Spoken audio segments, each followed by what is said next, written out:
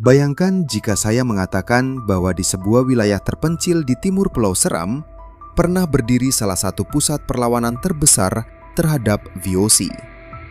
Bukan di Ternate, bukan pula di Tidore, melainkan di pesisir Seram bagian timur, tempat seorang pangeran yang terus diburu Belanda membangun kekuatan hingga akhirnya berhasil mengguncang kekuasaan kolonial. Tokoh itu adalah Sultan Nuku, seorang pemimpin yang bukan hanya berjuang untuk merebut kembali tahta Tidore, tetapi juga menyatukan masyarakat dari Seram, Papua, Raja Ampat, Kei, hingga Aru dalam sebuah perjuangan besar melawan VOC. Lalu mengapa Seram bagian timur dipilih sebagai basis perjuangan? Dan bagaimana wilayah yang tampak terpencil ini justru menjadi mimpi buruk bagi Belanda? Inilah kisah Sultan Nuku dan hubungan eratnya dengan Seram bagian timur.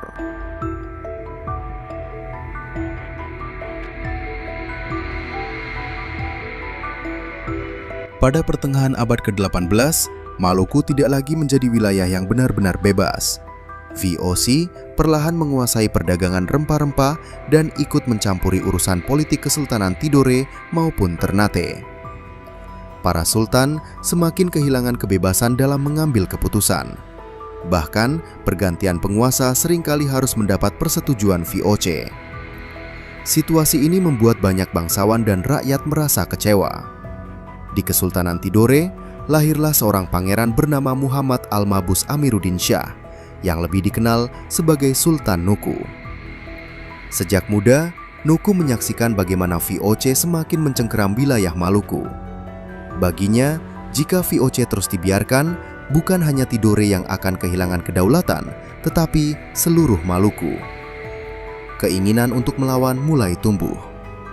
Namun melawan VOC bukan perkara mudah. Belanda memiliki benteng, kapal perang, persenjataan modern, dan jaringan politik yang luas. Karena itu, Nuku sadar bahwa kemenangan hanya mungkin diraih jika ia mampu menyatukan masyarakat di berbagai pulau.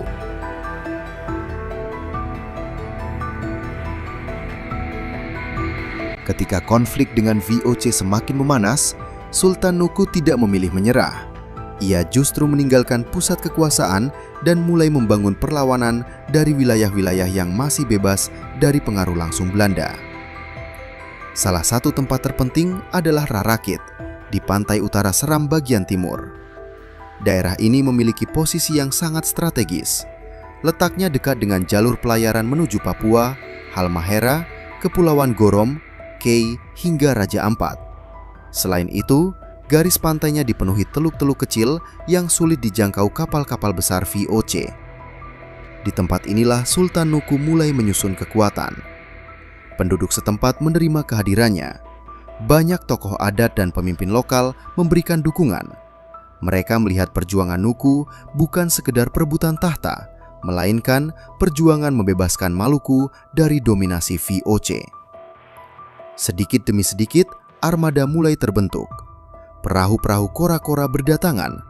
Para pejuang dari berbagai pulau bergabung. Seram bagian timur berubah menjadi salah satu pusat koordinasi perjuangan.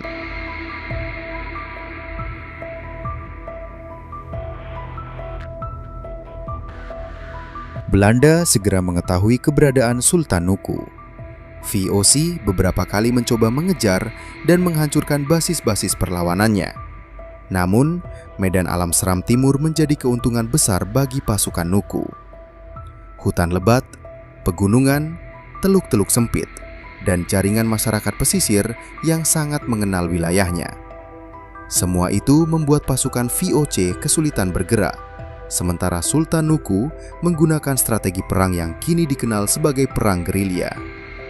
Pasukannya menyerang secara tiba-tiba, kemudian menghilang sebelum bala bantuan VOC tiba. Strategi ini membuat Belanda mengalami kerugian berkali-kali. Bahkan, beberapa kapal VOC gagal menjalankan misinya karena jalur pelayaran terus diganggu armada Nuku. Dukungan dari masyarakat Seram bagian timur juga menjadi faktor penting. Mereka menyediakan makanan, tempat berlindung, serta informasi mengenai pergerakan musuh. Tanpa dukungan rakyat, perjuangan Sultan Nuku hampir mustahil bertahan selama bertahun-tahun.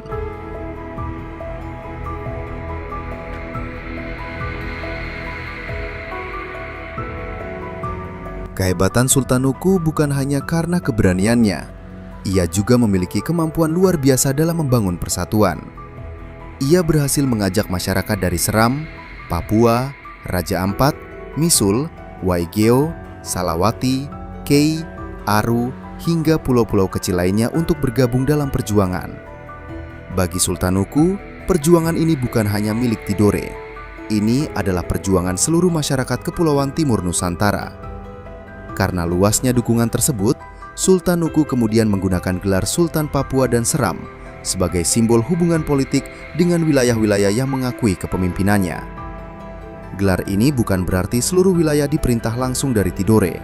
Sebaliknya, banyak daerah tetap dipimpin oleh raja atau kepala adat masing-masing, tetapi mereka menjalin hubungan politik dan militer dengan Sultan Nuku dalam menghadapi VOC.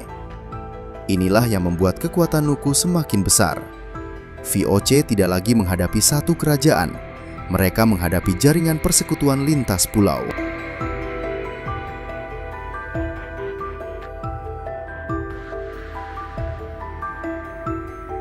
Setelah perjuangan panjang selama bertahun-tahun, keadaan mulai berubah.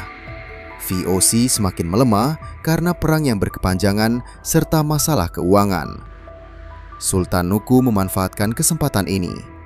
Dengan dukungan sekutu, termasuk bantuan Inggris pada beberapa tahap perjuangan, ia berhasil merebut kembali Tidore. Pada tahun 1797, Sultan Nuku berhasil menguasai kembali pusat Kesultanan Tidore. Keberhasilan ini menjadi salah satu kemenangan terbesar rakyat Maluku terhadap VOC. Meski perjuangan belum sepenuhnya mengakhiri kolonialisme, kemenangan tersebut membuktikan bahwa VOC bukanlah kekuatan yang tidak bisa dikalahkan.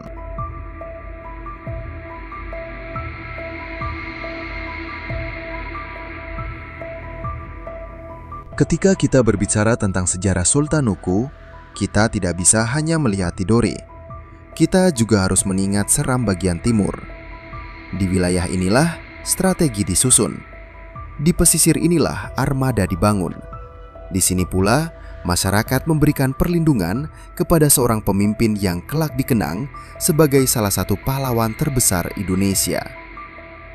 Tanpa dukungan Seram bagian timur dan masyarakat kepulauan di sekitarnya, perjalanan Sultan Nuku mungkin akan berakhir jauh sebelum mencapai kemenangan. Karena itu, sejarah Seram bagian timur bukan sekedar kisah sebuah daerah terpencil. Ia adalah bagian penting dari perjuangan besar melawan penjajahan di Nusantara.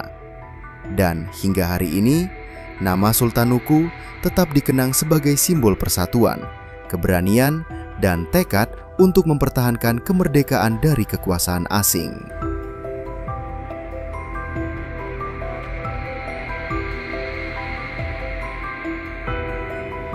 Narasi ini disusun berdasarkan fakta-fakta yang didukung sumber sejarah mengenai perjuangan Sultan Nuku, termasuk peran Rarakit di Seram Timur sebagai salah satu basis perjuangan, dukungan masyarakat Seram, Papua, Kei, Aru, dan Raja Ampat, serta penggunaan gelar Sultan Papua dan Seram.